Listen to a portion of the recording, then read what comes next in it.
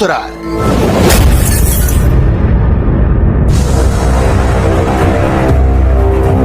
बिहार का लेनिनग्राद कहा जाने वाला बेगूसराय,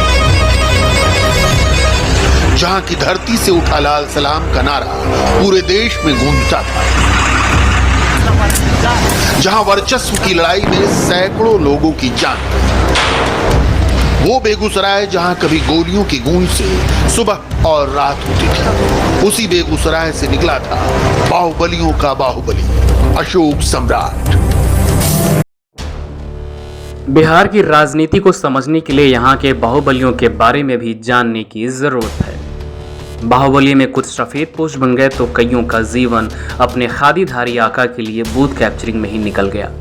बिहार की राजनीति में जब आपराधिक छवि का शख्स चुनावी प्रक्रिया का हिस्सा बन जाता है तो उसे बाहुबली कहा जाने लगता है। इसलिए हम भी ऐसे लोगों की कहानी आप तक, खासकर नई जनरेशन के लोगों तक पहुंचाने के लिए उन्हें बाहुबली कहकर संबोधित कर रहे हैं। आज हम उस बाहुबली की बात करेंगे जो बिहार में पहली बार AK-47 जैसा हथियार लेकर आया और अपराध को अंजाम देने में उसका प्रयोग किया। इतना ही नहीं, वो ऐसा कुख्यात था जिसकी तस्वीर तक बिहार पुलिस के पास नहीं थी। जी हाँ, आप में से कुछ लोग समझ चुके होंगे उस बाहुबली का नाम है अशोक सम्राट।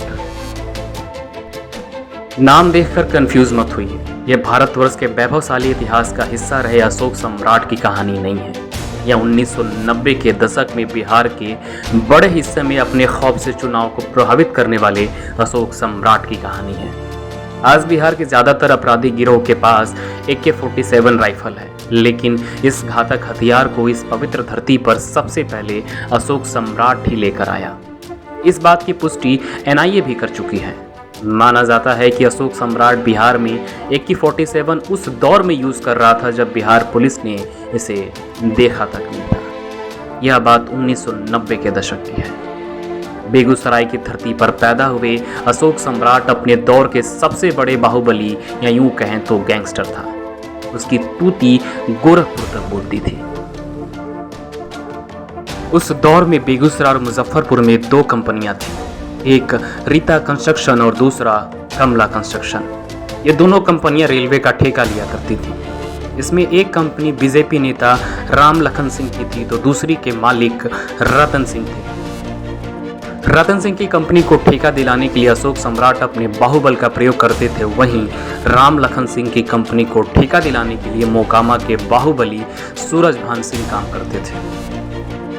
बिहार पुलिस से रिटायर हो चुके अफसरों की माने तो रेलवे का ठेका पाने के लिए उस दौर में सूरज सिंह और अशोक सम्राट में वर्चस्व की जंग चल रही थी। इस जंग में खुद को 20 साबित करने के लिए अशोक सम्राट ने पंजाब में सक्रिय खालिस्तान समर्थकों से हाथ मिला लिया था। माना जाता है कि अशोक सम्राट और खालिस्तान समर्थकों ने AK-47 राइफल सप्लाई की थी। हालांकि कुछ लोग ये भी कहते हैं कि अशोक सम्राट के संपर्क में सेना में शामिल कुछ युवाओं से भी था, जिस वजह से उसे आतंकियों के पास से जब्त AK-47 राइफल मिले थे। यह जांच का विषय है, आखिर दोनों बातों में से कौन सच है। गुप्तेश्वर पांडे उस दौर में बेगूसराय के SP थे। उन्होंने सबसे पहले अशोक सम्राट गिरोह के लोगों से AK-47 और सूरजभान सिंह के घर से AK-56 जब्त की थी। गुप्तेश्वर पांडे उस दौर को याद करते हुए कहते हैं कि अशोक सम्राट पूरे बिहार का सबसे बड़ा अपराधी था। वह कानून को कुछ समझता ही नहीं था। 1993-94 में बेगूसराय में 42 मुठभेड़ हुई, जिसमें इतने ही लोग मारे गए। इसमें स्थानीय लोगों ने काफ़ी मदद की। AK-47 से संभवतः पहली हत्या 1990 में हुई थी। अशोक सम्राट ने अपने पिए रहे मिनी नरेश की हत्या का बदला लेने के लिए मुजफ्फरपुर के छाता चौक पर AK-47 की गर्जना की थी। छाता चौक पर दिन दहाड़े अशोक सम्राट के गुर्गों ने थाना के ठीक बगल में बाहुबली चंद्रेश्वर सिंह की हत्या कर दी थी। अशोक सम्राट के हनक के पीछे राजनीतिक ताकत भी थी।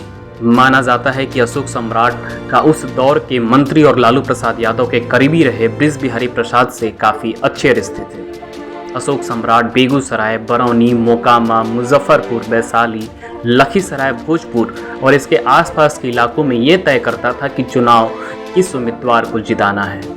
उसके गुंडे बूथ कैप्चरिंग से लेकर लोगों को डरा धमका कर रिपोर्ट दिलाने का काम करते थे।